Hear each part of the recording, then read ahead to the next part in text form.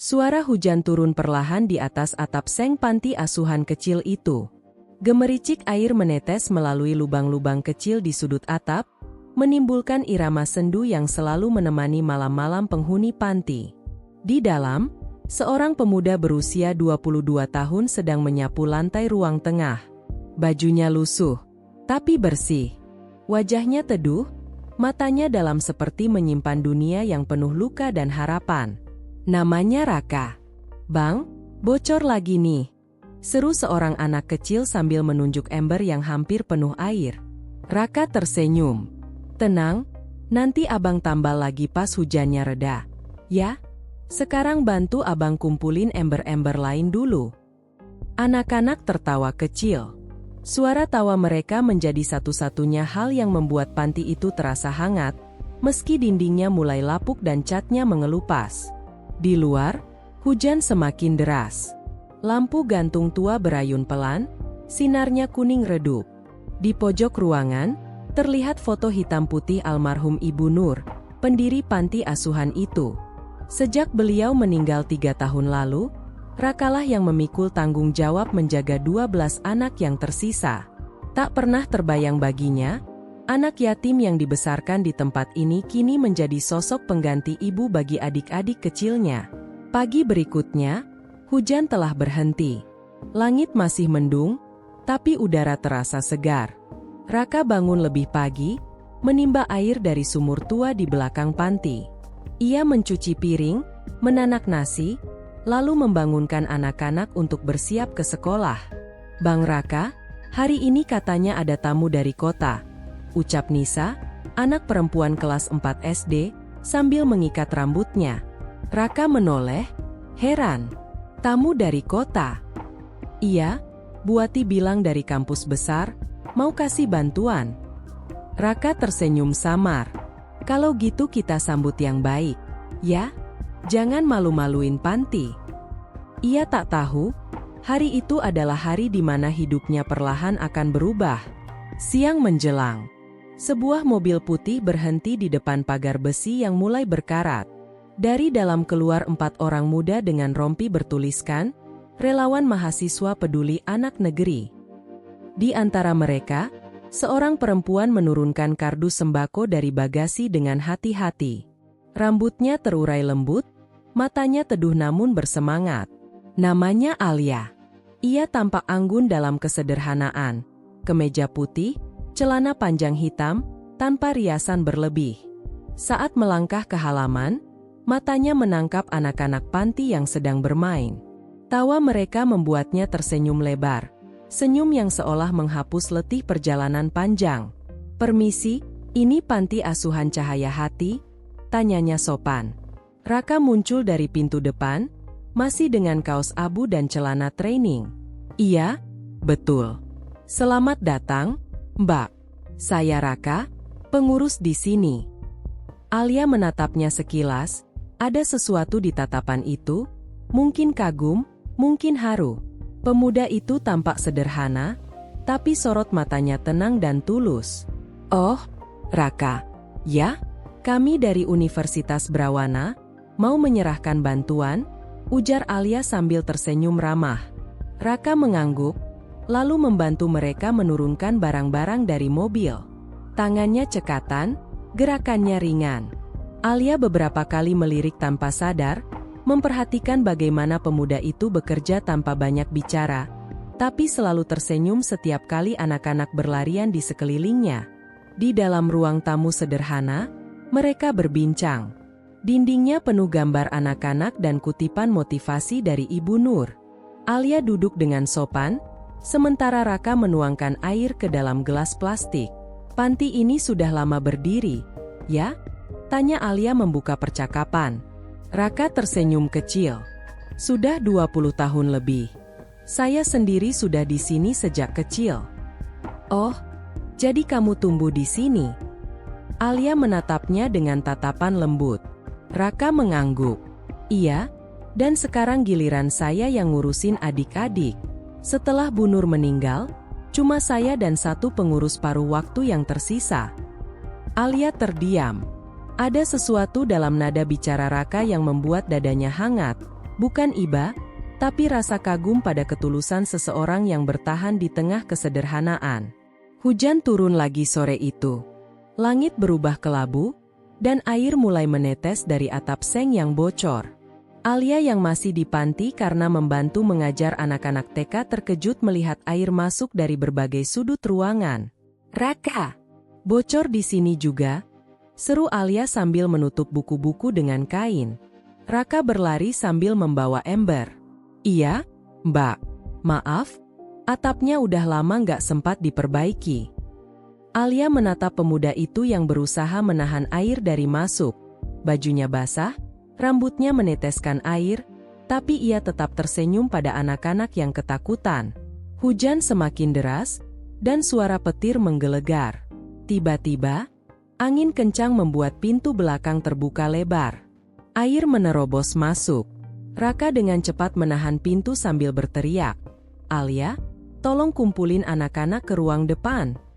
Alia menurut, tapi matanya terus menatap Raka yang berjuang sendirian melawan derasnya air. Ada sesuatu di sana, bukan sekadar keteguhan, tapi keberanian yang lahir dari cinta pada tempat ini. Setelah semuanya aman, mereka duduk di lantai, basah kuyup, tertawa kecil di antara suara hujan.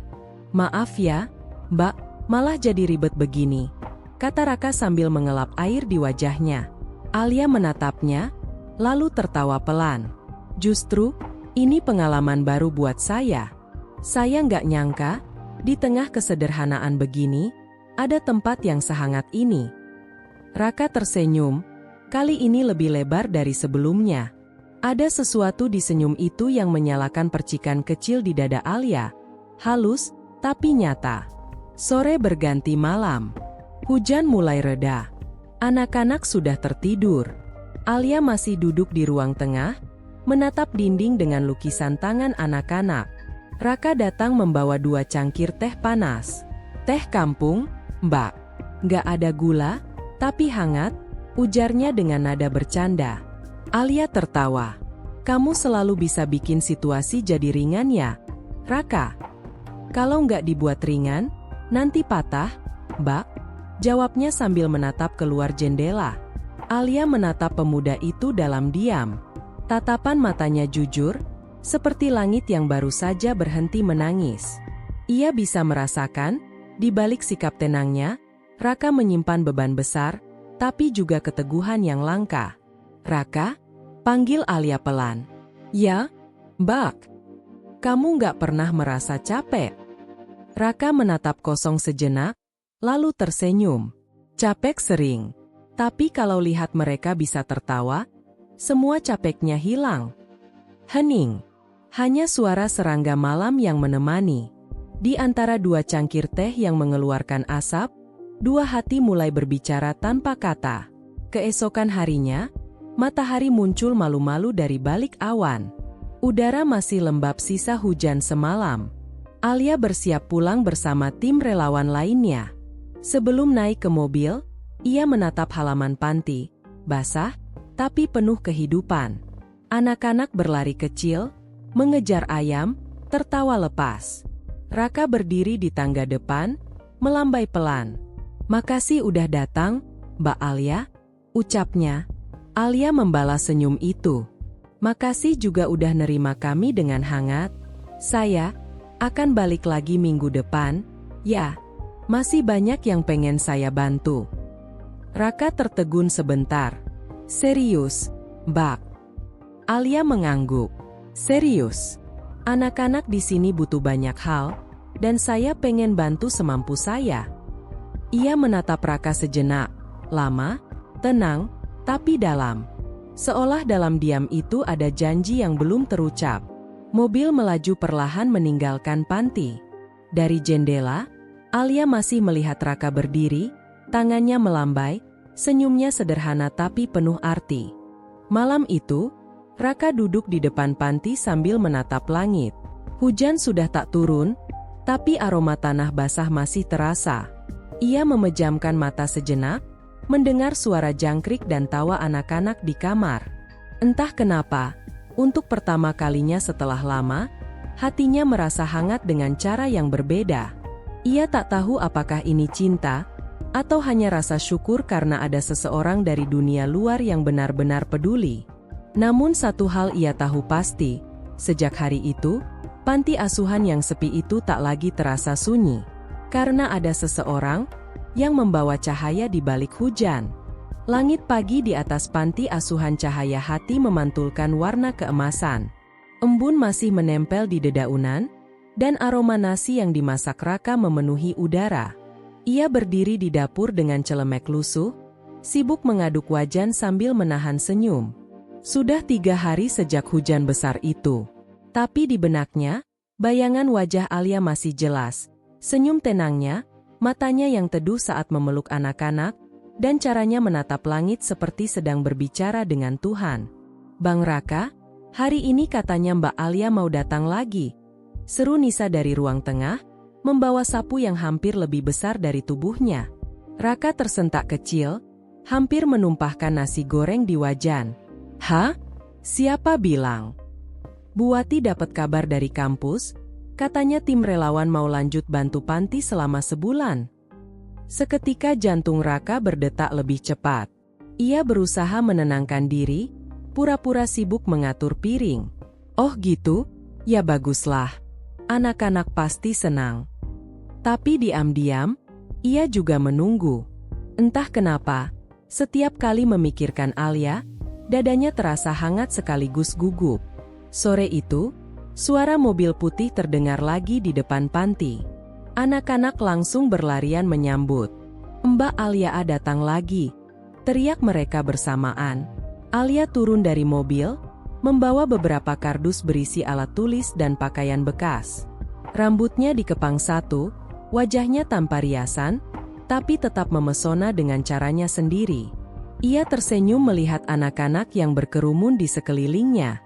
"Halo semuanya, siapa yang udah belajar nulis A sampai Z?" Serentak anak-anak berebut menjawab. "Aku, Mbak." "Belum, Mbak, tapi aku udah bisa nulis nama Raka." Alia menoleh ke arah Raka yang berdiri di ambang pintu. Ia tersenyum kecil sambil menahan tawa. "Wah, kayaknya mereka semua ngefans sama kamu." "Ya." Raka menggaruk tengkuknya, malu. "Mereka emang suka bercanda, Mbak. Tapi makasih udah datang lagi. Anak-anak senang banget." "Bukan cuma anak-anak, kayaknya kamu juga senang," balas Alia lirih, suaranya setengah menggoda. Raka tercekat. Ia tak menjawab, tapi sorot matanya yang menunduk sudah cukup menjelaskan segalanya. Hari-hari berikutnya terasa lebih hidup. Alia mengajar menulis dan menggambar, sementara Raka memperbaiki atap dan mengecat ulang dinding yang kusam. Setiap sore mereka duduk bersama di teras, memandangi anak-anak bermain bola di halaman tanah merah. "Raka," kata Alia suatu sore, "kamu nggak pernah kepikiran buat ninggalin panti ini?" "Maksudku, cari kerja lain, hidup di luar." Raka menghela napas, menatap langit yang mulai jingga. "Pernah. Tapi panti ini rumah saya, Mbak. Kalau saya pergi, siapa yang jagain mereka?" Alia terdiam. Ia memandangi tangan Raka yang penuh luka kecil bekas kerja kasar, mengangkat genteng, memperbaiki kayu, mencangkul tanah. Lalu tanpa sadar, ia berkata pelan, "Kamu selalu mikirin orang lain, ya?" Raka menoleh. "Kalau bukan saya, siapa lagi?" Jawaban itu sederhana, tapi menembus jauh ke dalam hati Alia. Beberapa hari kemudian, rombongan relawan mengadakan kegiatan, hari bermain bersama anak panti. Banyak mahasiswa datang, membawa kamera dan hadiah. Raka sibuk mengatur acara di halaman, sementara Alia mendampingi anak-anak mewarnai. Tiba-tiba, dari arah mobil, datang seorang pria berpakaian rapi, memakai kacamata hitam. Ia memanggil, "Alia." Alia menoleh kaget. "Revan." Pria itu tersenyum. "Iya, aku ikut tim relawan universitas juga. Lama nggak ketemu." Raka yang melihat dari kejauhan mencoba tersenyum sopan. Tapi di dadanya, ada rasa aneh, seperti tekanan halus yang membuat napasnya sedikit berat. Revan mendekat. Aku nggak nyangka kamu masih aktif di kegiatan sosial. Setelah wisuda nanti, kita pasti sibuk, kan? Alia menatapnya, agak canggung. Iya, aku cuma bantu sebisanya. Revan menatap sekitar. Wah, panti ini sederhana banget, ya. Nada suaranya terdengar sinis, meski dibalut senyum. Ia menatap Raka dari ujung kaki sampai kepala. Kamu pengurusnya? Raka menatap sopan. Iya, saya yang ngurus panti ini. Revan tersenyum miring. Wah, hebat juga ya. Anak panti bisa jadi kepala panti. Salut, salut. Nada bicaranya terdengar seperti pujian yang dingin. Alia menatap Revan tajam. Revan, cukup. Tapi Raka hanya menunduk dan menjawab dengan lembut. Nggak apa-apa, Mbak. Saya sudah biasa dianggap kecil. Sore itu berakhir dengan suasana aneh. Setelah rombongan pulang, Alia mendekati Raka di halaman belakang. Raka, maaf tadi Revan ngomongnya begitu. Dia emang kadang suka kelewatan. Raka tersenyum tanpa menatapnya. Saya nggak masalah, Mbak. Saya tahu diri. Saya bukan siapa-siapa. Alia terdiam. Ada rasa perih yang muncul mendengar kata-kata itu. Jangan bilang gitu. Kamu jauh lebih berarti daripada banyak orang yang cuma ngomong tapi nggak pernah berbuat. Raka menatap Alia untuk pertama kali sore itu. Pandangan mereka bertemu. Dalam diam, waktu seperti berhenti. Malamnya, Raka duduk di ruang tengah sendirian. Di tangannya ada foto lama dirinya waktu kecil, bersama Ibu Nur dan anak-anak panti. Ia berbisik pelan, Bu, kenapa setiap kali ada orang baik datang, saya malah takut kehilangan. Di luar, hujan turun tipis-tipis lagi. Dan entah kebetulan atau takdir, di saat yang sama Alia duduk di kamarnya di rumah, menatap jendela yang juga dibasahi hujan. Ia menggenggam selembar kertas bergambar tangan anak-anak panti dengan tulisan, "Terima kasih, Mbak Alia." Ia tersenyum, tapi matanya basah. Apa yang membuat tempat itu terasa begitu hidup? Gumamnya. Keesokan harinya, kabar buruk datang. Salah satu anak panti, Danu, jatuh sakit karena demam tinggi. Raka panik, langsung membopong Danu ke klinik terdekat. Alia yang kebetulan datang pagi itu ikut menemani. Di ruang tunggu, ia melihat tangan Raka yang gemetar memegang botol air. Wajahnya pucat, matanya merah. Kamu belum makan dari pagi, ya? Tanya Alia pelan. Raka hanya tersenyum tipis. Nggak apa-apa. Yang penting Danu sembuh dulu. Alia menatap pemuda itu lama sekali. Dalam dirinya, ada rasa kagum yang makin tak bisa disembunyikan. Raka, katanya lembut, kamu sadar nggak sih? Kamu ini luar biasa. Raka menoleh perlahan. Biasa aja, Mbak. Saya cuma ngelakuin apa yang harus saya lakuin. Alia menggeleng. Enggak. Kamu ngelakuin apa yang orang lain belum tentu sanggup lakuin. Mereka saling berpandangan.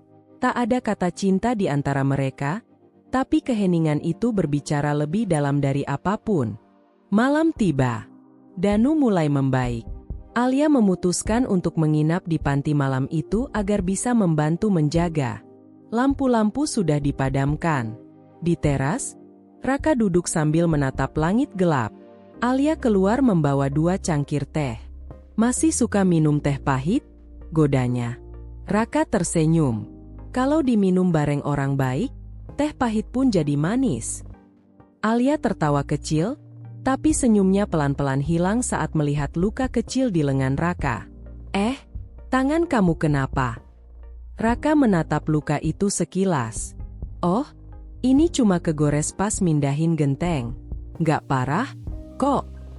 Alia menghela napas, lalu tanpa banyak bicara, mengambil kotak P3K dan mulai membersihkan lukanya. Raka terdiam, menatapnya bekerja dengan penuh perhatian. Alia. HM. Kenapa kamu peduli banget sama panti ini? Alia berhenti sejenak, lalu tersenyum. Karena di sini, aku belajar apa arti memberi yang sebenarnya. Ia menatap mata Raka dengan lembut. Kamu tahu nggak, Raka? Kamu punya sesuatu yang jarang dimiliki orang. Kamu tulus. Raka tidak menjawab. Ia hanya menunduk, tapi di dadanya, kata-kata itu bergema seperti doa. Malam semakin larut. Di kejauhan, suara hujan mulai turun lagi, membasuh atap seng panti dengan irama yang sama seperti hari pertemuan pertama mereka. Alia bersandar di dinding, matanya lelah tapi tenang. Raka masih duduk di sampingnya, menjaga agar air tidak menetes ke lantai. Hening panjang di antara mereka, lalu Alia berbisik pelan. Raka. Ya. Kalau suatu hari nanti kamu punya kesempatan buat bahagia, jangan tolak, ya. Raka menoleh. Maksud Mbak? Alia menatapnya lama. Kadang Tuhan ngirimin orang bukan buat bantu, tapi buat nemenin. Jangan selalu merasa nggak pantas. Ucapan itu membuat Raka terpaku. Hujan di luar makin deras, tapi di dadanya, ada sesuatu yang perlahan mekar. Hangat, halus, dan penuh makna. Alia berdiri, tersenyum lembut. Selamat malam, Raka. Selamat malam, Mbak Alia. Ia menatap langkah perempuan itu sampai menghilang di balik pintu. Lalu menatap langit, berbisik lirih. Kalau benar Tuhan kirim dia buat nemenin, semoga aku nggak menyia-nyiakannya. Pagi di panti asuhan cahaya hati terasa berbeda. Langit terlalu terang, tapi udara seperti menahan sesuatu yang berat. Anak-anak masih tertawa di halaman, tapi Raka sejak subuh sudah gelisah. Beberapa hari terakhir, listrik panti sering padam. Kabel tua di plafon kerap mengeluarkan percikan kecil setiap kali hujan datang. Raka tahu itu bahaya, tapi ia belum sempat memperbaikinya karena biaya yang minim. Ia berdiri di tangga kayu, menatap kabel yang menggantung dari langit-langit. Mudah-mudahan hari ini nggak hujan, gumamnya pelan. Dari kejauhan, terdengar suara mobil mendekat. Anak-anak langsung bersorak. Mbak Alia datang. Mbak Alia datang. Alia turun dari mobil dengan senyum cerah seperti biasa. Rambutnya dikepang dua, membawa sekeranjang roti hangat. Halo semuanya. Siapa yang kangen roti coklat? Anak-anak bersorak riuh. Alia tertawa, menatap mereka satu persatu sebelum pandangannya berhenti pada Raka yang berdiri di ambang pintu, masih memegang tangga. Raka, kamu kerja terus ya? Gak ada istirahatnya. Raka turun, tersenyum lelah. Kalau istirahat, nanti genteng gak ganti, Mbak. Alia menatapnya lama. Kamu tuh, kayak gak pernah mikirin diri sendiri. Raka tertawa kecil. Kalau bukan saya, siapa lagi yang mikirin panti ini? Alia menatapnya, tapi tak menjawab. Dalam hatinya, ia tahu Raka bukan hanya mikirin panti. Ia sedang menutupi luka lama, rasa kehilangan, rasa tak pantas, dan ketakutan mencintai seseorang di luar dunianya. Sore itu mereka duduk di teras, menikmati roti sisa kegiatan. Angin bertiup lembut. Anak-anak berlarian mengejar layangan di halaman. Raka, kata Alia tiba-tiba, aku pernah dengar cerita tentang kamu dari Buati. Raka menoleh, sedikit heran. Cerita apa? Katanya waktu panti ini mau ditutup dulu, kamu yang nolongin. Kamu jual sepeda kesayangan buat bayar listrik dan beli beras. Itu benar. Raka menatap kosong ke halaman. Sepeda itu cuma barang, Mbak. Anak-anak nggak boleh lapar. Alia tersenyum tipis, tapi matanya mulai berkaca. Kamu tahu nggak, setiap kali aku kesini, aku merasa kecil. Karena aku sadar aku banyak punya, tapi nggak banyak memberi. Raka menggeleng pelan. Mbak Alia udah ngasih banyak. Senyum Mbak aja udah bikin mereka bahagia. Alia menatapnya. Ada keheningan yang panjang, seperti dunia berhenti berputar. Tapi sebelum ada kata lain terucap, langit mendadak menggelap. Awan hitam menggantung. Angin bertiup kencang. Raka menatap ke langit, matanya berubah serius. "Cepat masuk semua. Tutup jendela," teriaknya. Anak-anak berlari ke dalam. Petir menyambar, diikuti suara gemuruh yang mengguncang atap seng. Raka dan Alia menahan daun pintu agar tak terlepas. "Raka, anginnya kenceng banget." "Iya, pegang kuat-kuat, Mbak." Tiba-tiba, suara krek keras terdengar dari atap ruang belakang. Raka menoleh cepat. Asap tipis mulai keluar dari sana. Seketika matanya melebar. "Alia, kebakaran. Cepat, bawa anak-anak keluar." Alia panik. "Ya Tuhan." Raka langsung berlari masuk ke arah ruang belakang yang mulai berasap. Suara kayu terbakar terdengar jelas. "Raka, jangan. Bahaya," teriak Alia, tapi suaranya tenggelam oleh hujan deras di luar. Raka menutupi wajah dengan kain basah dan berlari ke kamar kecil di ujung, memastikan tak ada anak tertinggal. Ia memeluk Danu yang ketakutan dan membopongnya keluar sambil menahan batuk. "Bang Raka, awas di belakangmu." Alia berlari ke arahnya, tapi percikan api jatuh dari langit-langit, membakar lengan Raka. Ia menggertakkan gigi menahan sakit, tapi tetap melindungi anak kecil di pelukannya. "Cepat keluar, semua keluar," teriaknya keras. Asap makin tebal. Dari luar, hujan mengguyur deras, tapi api di dalam masih menyala karena kabel yang terbakar. Alia berlari lagi ke dalam membawa air dari ember, membantu menyiram lantai yang terbakar. Ia melihat Raka jatuh berlutut, menahan sakit di lengannya yang terbakar parah. "Raka!" Ia berlari, menarik tubuh Raka keluar. Mereka berdua terhuyung di bawah hujan, memeluk anak-anak yang menangis di halaman. Beberapa menit kemudian, warga datang membantu memadamkan api. Api berhasil dipadamkan sebelum merambat ke seluruh bangunan. Tapi separuh ruang belajar hangus. Dan Raka kehilangan sebagian kulit di tangannya karena luka bakar. Malam itu, rumah sakit kecil di tepi kota menjadi saksi bisu. Raka terbaring di ranjang, tangannya diperban. Wajahnya pucat, tapi matanya masih tenang. Alia duduk di samping ranjang, masih mengenakan jaket yang basah. Matanya bengkak karena menangis. "Kenapa kamu nekat banget sih?" Suaranya serak. Raka menatap langit-langit putih, lalu menoleh pelan. "Kalau saya nggak masuk, mungkin Danu masih di dalam." "Raka?" Alia menatap tangannya yang diperban. "Kamu sadar nggak? Kamu nyelamatin semuanya, tapi kamu malah nyakitin diri sendiri." Raka tersenyum samar. "Nggak apa-apa, Mbak. Luka ini kecil. Yang penting mereka selamat." Alia menggenggam tangannya perlahan, lembut tapi kuat. "Buat kamu kecil. Tapi buat aku, besar banget." Raka menatap genggaman itu. Suara hujan di luar terdengar samar. Ia membuka mulut, tapi kata-kata seperti tersangkut di tenggorokan. Alia menunduk, air matanya jatuh satu persatu. "Aku takut, Raka. Aku takut kehilangan kamu." Raka menatapnya lama, napasnya berat. "Mbak Alia, jangan nangis. Saya masih di sini, kok." Alia menggeleng pelan. "Kamu selalu mikirin orang lain, tapi nggak pernah biarin orang mikirin kamu."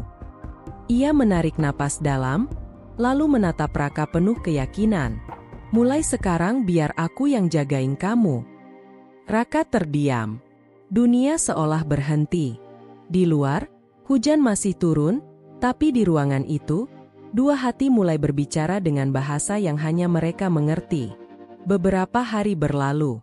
Raka dipulangkan ke panti. Tangan kanannya masih dibalut perban. Dinding ruang belajar yang terbakar kini menjadi abu hitam, tapi semangat anak-anak tak padam. Mereka membuat tulisan dari karton, "Semangat Bang Raka." Raka tersenyum haru saat melihat itu. Alia berdiri di sampingnya, membawa makanan hangat.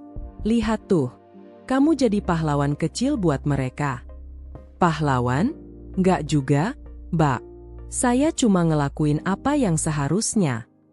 Alia mendesah kecil. Kamu tahu nggak, setiap kali kamu ngomong kayak gitu, aku makin pengen ngebuktiin ke kamu kalau kamu layak bahagia. Raka menoleh pelan. Mbak Alia, jangan bercanda gitu. Siapa yang bercanda? Jawab Alia tenang.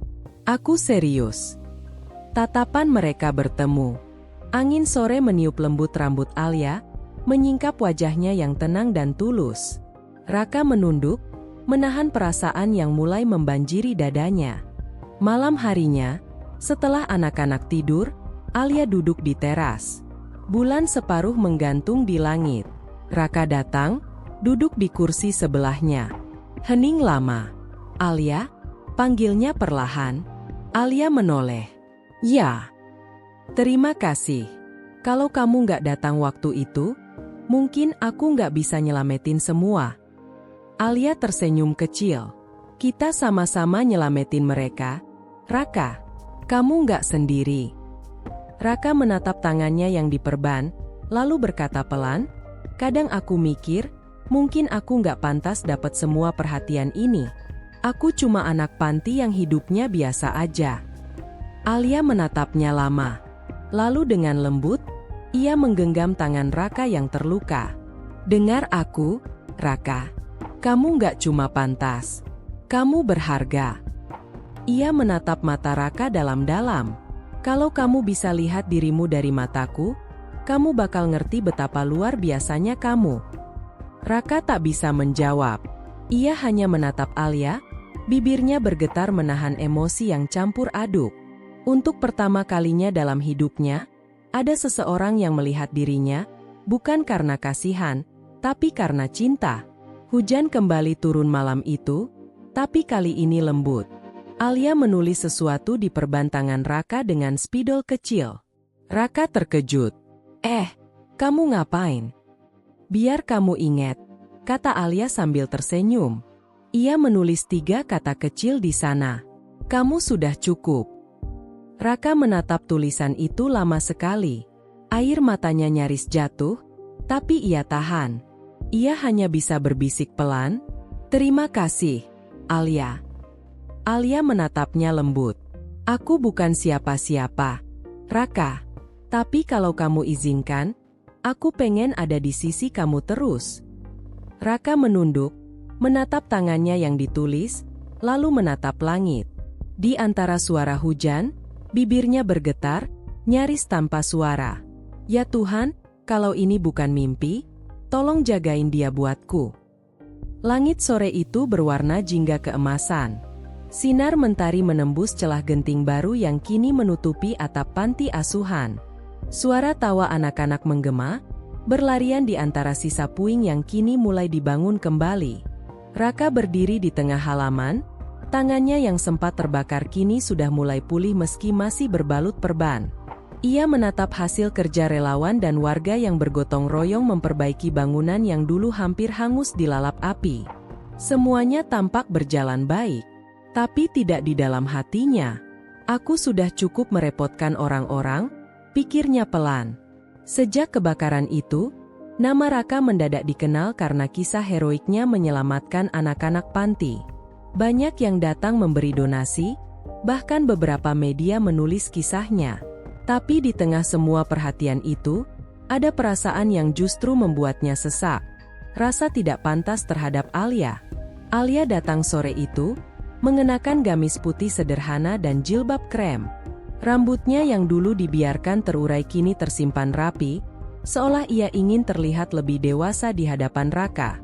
Di tangannya ada sebuah kotak kecil berisi buku doa dan tasbih. Kamu masih suka berdiri diam di sini, ya? Ucapnya lembut sambil berjalan mendekat. Tempat ini selalu membuatku tenang, jawab Raka, tanpa menatap. Meskipun, aku nggak tahu apakah aku masih pantas di sini. Alia menatapnya lama, seperti ingin membaca isi hatinya. Kamu sadar nggak, Raka? Semua anak di sini masih bisa tersenyum karena kamu. Kamu yang pantas berdiri di sini. Aku cuma melakukan apa yang seharusnya kulakukan, katanya lirih. Kalau bukan aku, siapa lagi? Justru itu yang bikin kamu beda, ujar Alia, matanya berkilat lembut. Kamu nggak pernah sadar kalau kamu berharga. Raka menunduk. Di dalam dadanya, suara Alia seperti bergaung lama. Tapi bersamaan dengan itu, rasa takut menyusup perlahan. Ia tahu, di balik senyum Alia, ada dunia yang tidak mungkin ia jangkau. Dunia dengan keluarga terpandang, dengan gedung-gedung tinggi dan nama besar. Sedangkan dirinya, hanya seorang anak panti tanpa nama belakang. Malam itu, Raka berdoa lama di musola kecil panti. Angin malam masuk lewat jendela, membuat lampu gantung bergoyang perlahan. Ya Allah, suaranya serak. Kalau perasaan ini cuma akan membuatku sombong, tolong hilangkan. Aku hanya ingin menjaga pandanganku, menjaga hatiku. Ia memegang tangannya yang pernah digenggam Alia saat dirawat di rumah sakit. Bekas luka itu masih ada, tapi bukan lagi luka fisik, melainkan tanda kenangan yang terlalu dalam. Keesokan paginya, ia menulis sebuah surat untuk Alia. Tulisan tangannya rapi, tapi setiap huruf seolah meneteskan berat hati. Alia, terima kasih untuk semua yang sudah kamu lakukan. Aku sadar, aku terlalu kecil untuk berjalan di dunia kamu. Aku harus kembali fokus di sini, membangun panti ini sampai benar-benar berdiri lagi. Semoga kamu menemukan kebahagiaan yang sepadan. Raka. Ia meletakkan surat itu di meja dapur panti, tempat Alia biasanya membantu memasak saat datang. Lalu pergi diam-diam sebelum matahari terbit. Beberapa jam kemudian, Alia datang. Ia membawa bahan makanan dan roti untuk anak-anak. Tapi saat memasuki dapur, matanya tertumbuk pada surat itu. Jantungnya langsung berdetak cepat. Tangannya bergetar saat membuka lipatan kertas itu, dan begitu membaca, air matanya jatuh tanpa bisa ditahan. Jadi kamu mau menghilang begitu aja, Raka?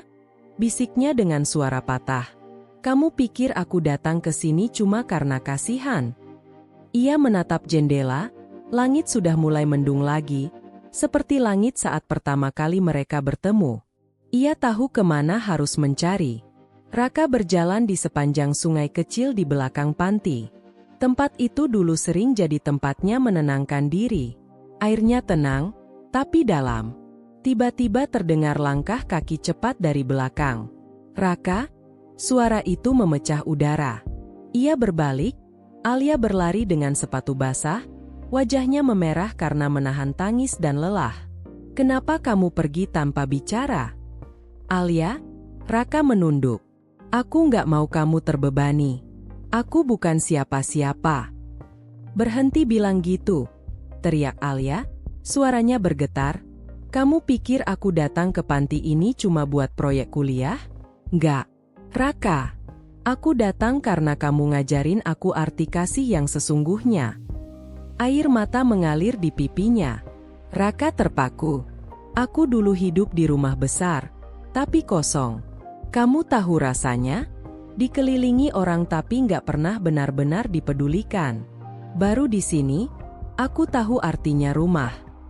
Dan kamu, Raka, kamu rumah itu. Raka terdiam, dadanya bergemuruh. Ia ingin bicara, tapi kata-kata seolah terkunci. Alia mendekat, mengambil tangan Raka yang masih berbalut perban. Kamu bilang tangan ini nggak berharga? Tapi tangan inilah yang nyelamatin nyawa banyak anak. Tangan yang bikin aku jatuh cinta. Keheningan turun. Hanya suara sungai yang mengalir pelan. Raka menatap mata Alia, mata yang dulu hanya ia lihat dari jauh kini begitu dekat, begitu tulus. Alia, kamu nggak tahu apa yang kamu ucapkan. Aku tahu. Dan aku serius. Beberapa hari kemudian, Alia membawa Raka ke rumah orang tuanya. Rumah besar dengan taman luas dan mobil berjejer di garasi. Raka menunduk sejak di gerbang, langkahnya terasa berat. Ayah Alia, seorang pengusaha ternama, duduk di ruang tamu. Tatapannya tajam, penuh tanya. Jadi ini, Raka? Suaranya datar. Iya, Ayah, jawab Alia lembut. Dia yang nyelamatin anak-anak panti itu. Saya sudah baca beritanya, kata sang ayah, menatap Raka dari atas ke bawah. Tapi kamu harus tahu, Nak, hidup bukan cuma tentang kebaikan hati. Dunia ini kejam. Raka menunduk. Saya tahu, Pak, karena saya sudah hidup di dunia yang kejam itu sejak kecil. Suasana membeku. Alia menatap ayahnya dengan tatapan memohon. Tapi sang ayah menghela napas panjang. Kamu tahu, Alia, ayah cuma takut kamu terluka. Tapi kalau kamu yakin, ayah nggak akan melarang. Cuma satu syarat, Raka harus punya tujuan yang jelas. Raka menatap mata pria itu dengan tenang. Saya akan bangun panti ini sampai jadi rumah yang layak untuk semua anak di dalamnya. Itu tujuan hidup saya. Ayah Alia terdiam beberapa detik, lalu mengangguk pelan. Kalimat yang bagus. Lakukan, dan buktikan. Malam itu, Alia dan Raka duduk di tangga depan panti. Lampu kuning temaram menerangi halaman, dan suara jangkrik mengisi sela-sela hening. Kamu tahu, Raka, kata Alia pelan. Aku dulu sering minta petunjuk ke Allah. Aku minta dipertemukan sama seseorang yang bikin aku ngerasa damai, bukan mewah. Ia menoleh, tersenyum samar. Dan aku nemuin itu di kamu. Raka memandang bintang-bintang yang berkelip. Alia, aku nggak punya apa-apa. Kamu punya hati, potongnya cepat. Dan itu cukup. Angin malam berhembus, membawa aroma bunga Kamboja dari halaman. Raka menatap wajah Alia lama, seolah mencoba meyakinkan diri bahwa semua ini nyata. Terima kasih, Alia, katanya lirih.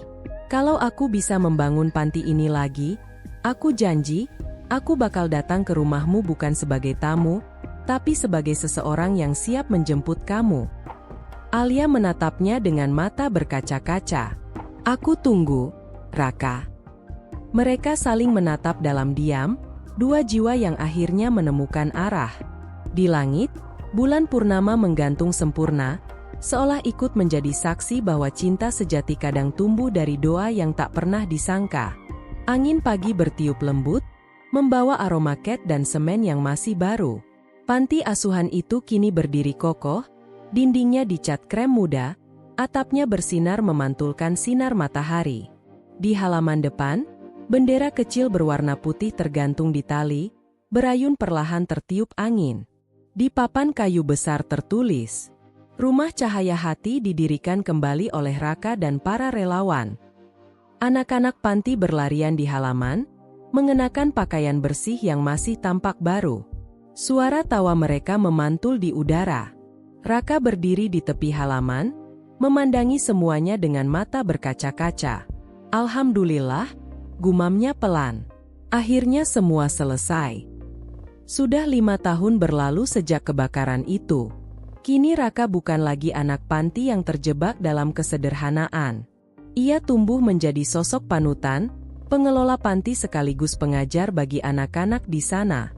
Ia juga baru saja menyelesaikan kuliah lewat program beasiswa dari lembaga sosial. Meski hidupnya sederhana, nama Raka dikenal luas di kalangan relawan dan komunitas kemanusiaan. Banyak orang datang ke panti itu, terinspirasi oleh kisah perjuangannya. Tapi di tengah semua kebahagiaan itu, ada satu hal yang terus ia tunggu, janji. Janji yang diucapkannya di bawah langit malam, di hadapan Alia 5 tahun lalu. Suatu sore, saat Raka sedang menata rak buku di ruang baca panti, seorang anak kecil datang berlari sambil membawa amplop putih. Kak Raka, ada surat untuk kakak. Raka tersenyum, menerima surat itu. Di sudut amplop tertulis huruf halus, Alia. Tangannya bergetar saat membuka lipatan kertas di dalamnya. Tulisan tangan itu masih sama seperti dulu. Rapi, dengan tinta hitam yang lembut. Assalamualaikum, Raka. Kalau kamu membaca surat ini, artinya janji kamu sudah ditepati. Panti sudah berdiri lagi. Anak-anak tertawa lagi. Dan aku tahu, kamu nggak pernah berhenti berjuang. Jadi izinkan aku datang ke sana sekali lagi.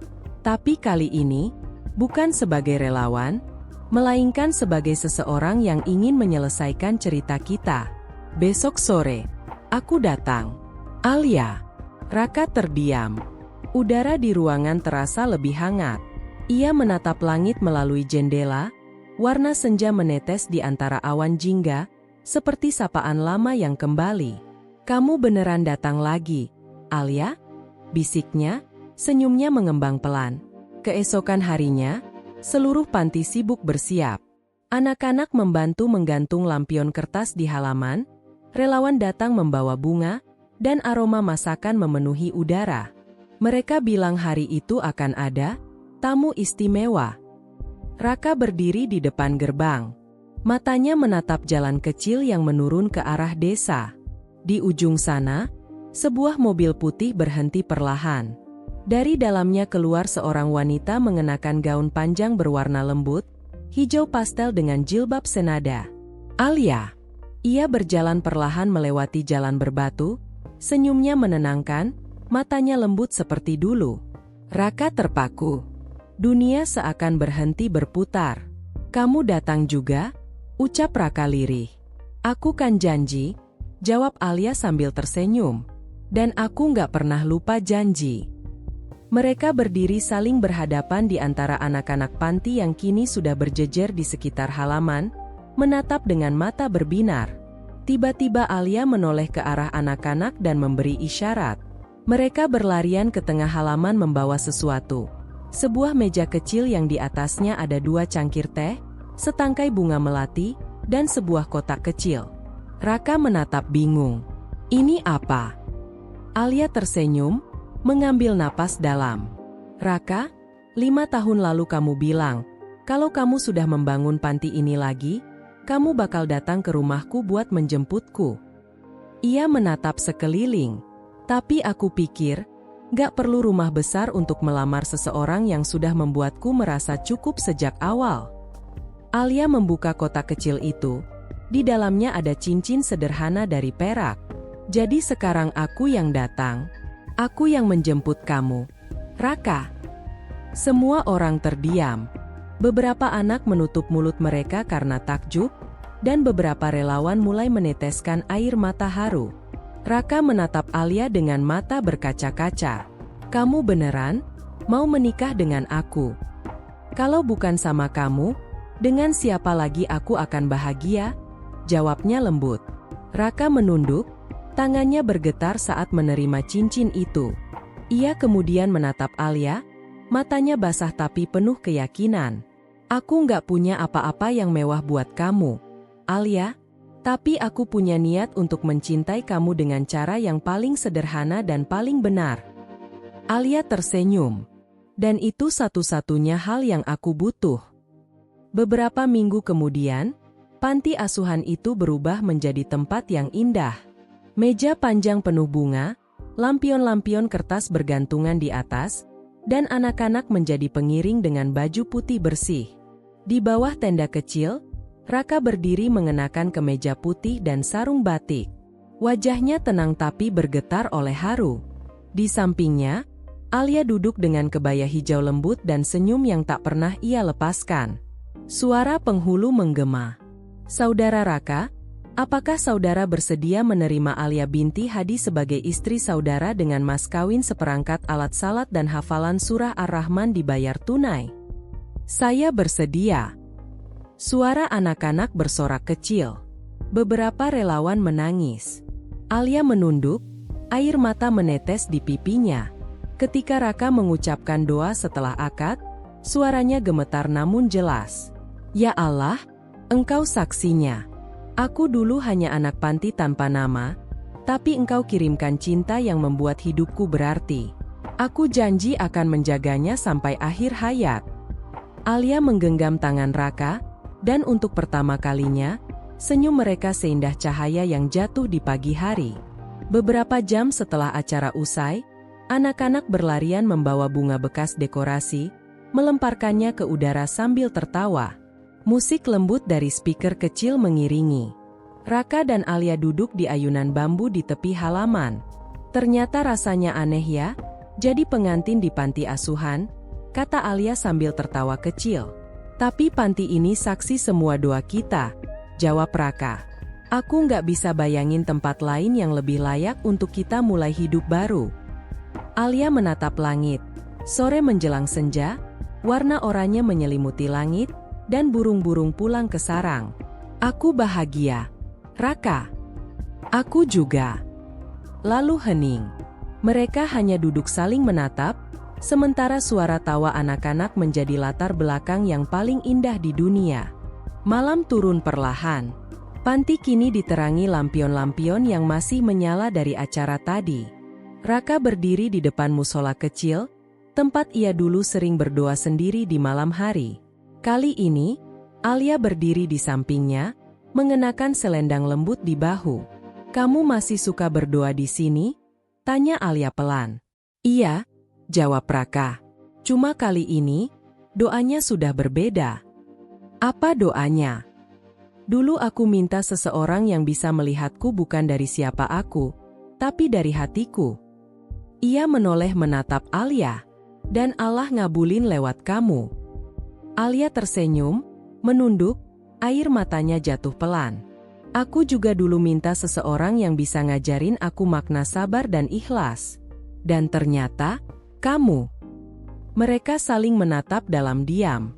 Lalu Raka mengangkat tangan, berdoa bersama. Ya Allah, jadikan rumah ini, panti ini, dan cinta ini, cahaya yang menuntun langkah kami sampai surga. Lampion di atas kepala mereka bergoyang lembut, cahaya kuningnya memantul di mata keduanya. Kamera seakan perlahan menjauh, memperlihatkan halaman panti yang terang oleh lampu-lampu kecil, suara tawa anak-anak, dan dua sosok yang kini berdiri berdampingan, saling menatap penuh kasih. Cahaya makin redup. Suara azan Isya menggema dari kejauhan. Fade out. Teks di layar. Cinta sejati bukan ditemukan, tapi dibangun, dengan sabar, doa, dan ketulusan. Tamat. Cinta dua insan sederhana yang tumbuh dari doa dan pengorbanan, berakhir bahagia di tempat mereka pertama kali bertemu.